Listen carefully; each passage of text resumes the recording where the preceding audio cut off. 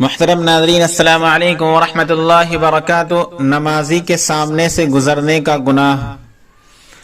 حدیث شریف میں آیا ہے کہ اگر نمازی کے سامنے سے گزرنے والا اس گناہ کو جان لے جو اس پر لازم آتا ہے تو البتہ یہ بات کہ وہ 40 سال ٹھہرا رہے بہتر ہے اس بات سے کہ وہ اس کے سامنے سے گزرے۔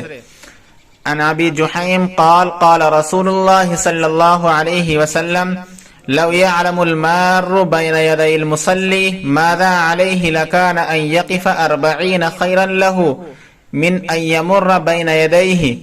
مشکات۔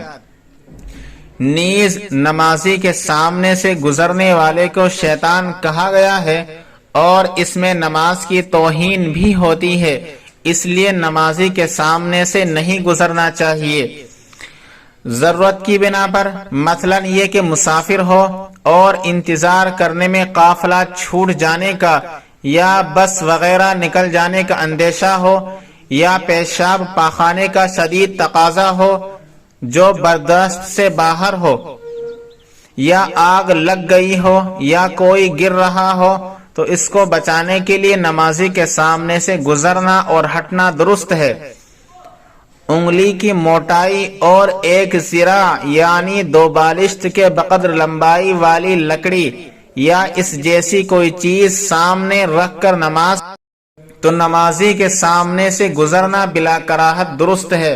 واللہ تعالی اعلم۔ بحوالہ دارالافتاء دارالعلوم دیوبند۔ ویڈیو پسند آئے تو لائک کیجئے، شیئر کیجئے اور چینل کو سبسکرائب کر دیجئے۔